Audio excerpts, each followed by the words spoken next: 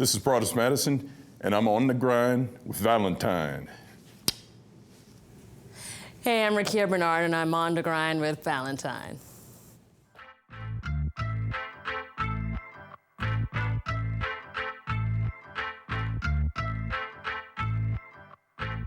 He is who's grind, interviewing all the time. Ain't gotta say the name, you know who is Valentine. Never know who you're gonna see him talking to, but you know they shine bright up in the interview. Lights, camera, action, ready for some passion. Man, cause he got what most of y'all lacking. Hacking, celebrities, go cracking. Everything goes in orderly fashion. So if you think it's your time to shine, baby, you better catch up with Valentine, baby. On the grind, TV on your mind. Tune in, let's see who's gonna shine next. Constant on the grind now. Grind with Yo, what's happening? It's your man Valentine, baby. Coming from On the Grind. You know what time it is, man. It's where it all goes down. On the Grind TV with your man Valentine, baby. Man, on today's show, we got two lovely people. My man sitting in the chair next to me, Broadus Mattison, you know. Big dude, he's got some guns on him. And then we bring in the lighter weight, you know, Miss Rekia Bernard. She gonna sit down and do our thing with us. But on the grind right now is my man, Broadus Mattison. What's yes, up, homie? sir. Yes, sir. How you doing? Good, man. All right. What's going on? Hey, it's a pleasure to be here, man. It's Man. another day in paradise. That's what I'm talking about. All right. Man, Mr. Navy boy. Yeah. What's up, man? How long you spent in the Navy? After I graduated from undergraduate school, I went into officer training school for United States Navy. Yeah. And just went out into the fleet after I got my commission as a lieutenant junior grade. Yep. And served on a couple different ships. The primary one being the USS Nimitz. Nimitz. A big old aircraft carrier. Mm-hmm. I always called it Death Star. So Man. it was a big ship. I know how I actually been on one and walking. I mean, a big dude like yourself, man, I don't understand. I mean, you got to walk through almost like this, so it's just normal. Brother, everything was about sideways action. There was a hatch there. I had to go like this to the side. It was always, most of my time on the ship, you were either bending over or moving around to the side and stuff. Now, was Nimitz actually in any action? Well, right? Just like most aircraft carriers, we are forward deployed, and so that means we're usually where the hot spots are. And so I was fortunate with the time I was on my ship, I was fortunate to spend time in the Mediterranean, Middle East.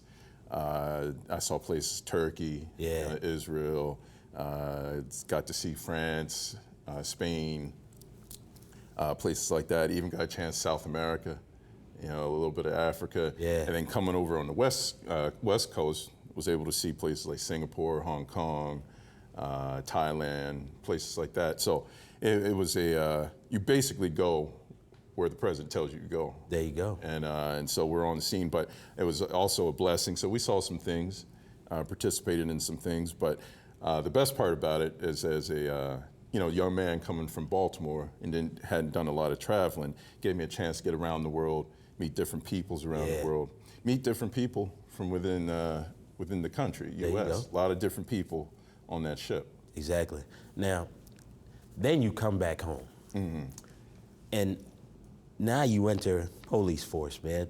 So you come from the Navy, then you now, is it Baltimore PD? Oh yeah, Baltimore PD.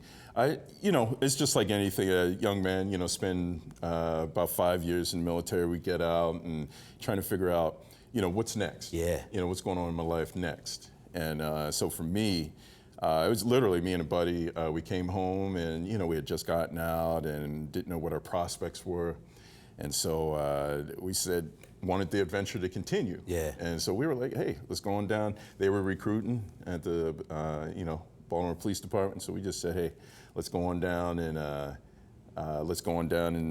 have some fun. Continue to wear the uniform, have some fun. Yeah. Serve our community and stuff. So. And I didn't stay a long time. Yeah. I stayed a little less than 3 years, but it was a good experience. I got a chance to, help out in the community. Had some, there were some ups and downs and No doubt. Things like the hot times and all. But overall, it was a good, positive experience. I think out of that, though, I realized I was getting tired of wearing uniforms all the time, and I wanted to just transition to the next adventure. And the next adventure, I mean, actually, let's rewind that back because you've got 2 degrees, man. Oh, yeah. And I snuck those in somewhere. You know, I mean, you could have been a teacher or a professor or something. I mean, but you chose the Navy and the PD. Yeah. I mean, and then all of that now breaks up and you get into acting. Yeah, well, you know, I grew up in a household where, I grew up in a household actually where both my parents were in the military, so we always had that calling. You had to. It wasn't like we had to as much as that was the example that was set for us. And so it was almost a natural thing. Also, what was natural was education. You know, Mom worked her whole life. Both parents, God bless, are still living, but they both worked hard their whole lives and got advanced degrees, things like that. So that, once again, was natural for us. So, I got my first degree, master's degree education, and that was about learning how to relate to people, learning how to teach people, learning how to relate, engage with people. And then the other one was just always my fascination with, books. Believe it or not, I am a nerd. I like to read, in addition to lift. And so, going to library school and learning how information is put together and processed, that was just, once again, something that satisfied my curiosity. So this made the easy transition then to get into the acting. Yeah, acting. For me, was something I had always done, high school musical here, play production there, but it was never something I really considered doing full time until my nieces and nephews were coming into the world and growing up. And I started thinking that it was important Excuse me, what's going on here? to have role models on TV. To have black men on TV that were strong, that were proud, that were educated, and things like that. And I felt like, those are the kind of stories I wanted to tell. Those are the kind of stories I wanted to work towards. So my nieces and nephews, when they grow up, they can see me on TV or people like me on TV and say that, hey, yeah, we can walk tall and walk proud and tell our stories. So that was kind of what convinced me after, through my life transition to getting into acting. There you go. Now, I'm gonna get you the on the grind question actually right now. I mean, all right. And the on the grind question is, we know all the cats, you were in military, PD, and going to school. Yeah. You've got all that. There's some young cats out there, male or female, that just not getting any love and finding any avenue of where they need to go. What can Broadus Mattison tell them to inspire them to stay on the grind? As I've taken my life's journey, and I've had a lot of good adventures, and I've been blessed to have, health and strength and clarity of mind to be able to pursue a lot of different adventures. But the one thing I would suggest to anybody who has a vision, who has an idea, who has a passion, is to go ahead and pursue it. Yeah. All right. But at the same time, and I'll just say the saying that was told to me when I was in the service: plan your work and work your plan. There you go. So before you become an artist, before you become an athlete, before you become an entertainer, you need to figure out what it is you're getting into, how you can provide, what you bring in terms of talent, and then the biggest question is like how I can be, of service. Now, a lot of times in entertainment, we don't always think about the word service, but, when I think about telling stories, once again, I think about my mission. Why do I want to be an actor? And it's like I want to portray strong, confident black men on TV, regardless of the roles.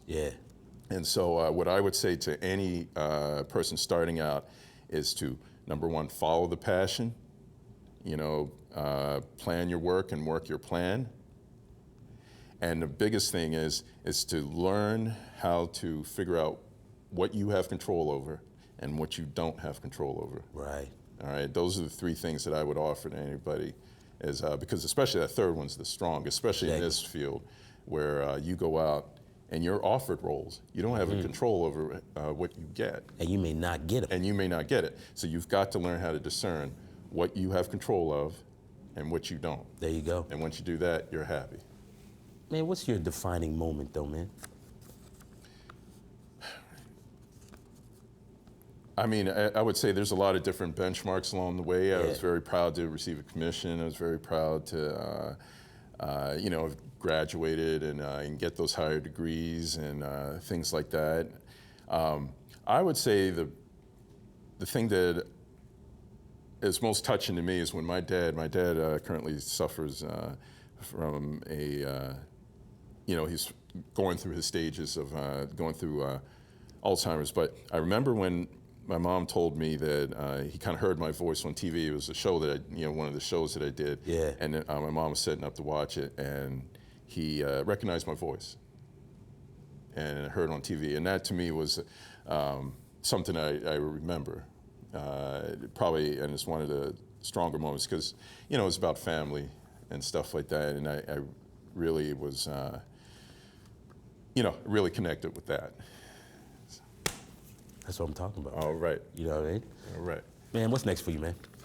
Hey, man, just on the grind, just stay on the hustle, stay focused, just stay prepared physically, mentally, spiritually, and look for the next thing. I just auditioned for a play down over at Jericho Arts Center, and, God willing, hopefully that pops off into something good. There you go. Sound like an exciting project. And but other than that, the focus is just be ready for the next opportunity and be able to grab with both hands. Nice. And go for the ride.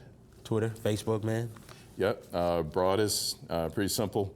At Broadus, Broadus, on Twitter. Facebook's the same, facebook.com/Broadus. And what else we got out there? We got all kind of stuff. So you type in Broadus into Google, probably the first 8 or 9 hits are probably my various websites, presidents, and things like that. Yeah. My first name's pretty unusual for a first name, so it's easy to find. So, there you go. Yeah, so so far I got the first 8 or 9 hits covered. There you go. So. Man, quickly. Yeah. With being in the game though, man, how you stay hungry, bro? Well, it's just like my whole life, the discipline and fortitude I learned it from my parents, and seeing them grow up and moving ahead in life. Sometimes when things were stacked against them, that was put inside me. Yeah. The training that I received from being in the military, just being able to move forward and adapt, improvise, and overcome.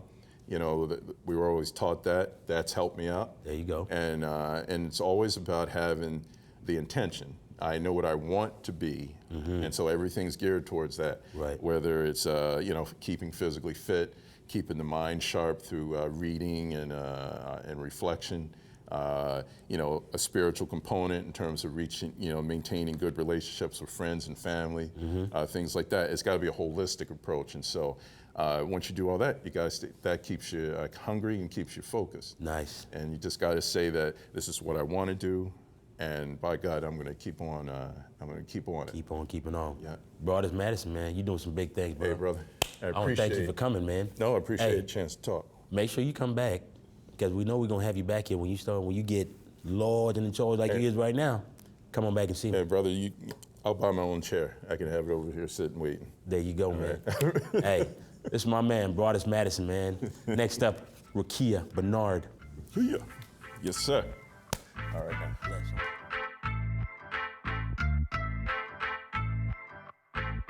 He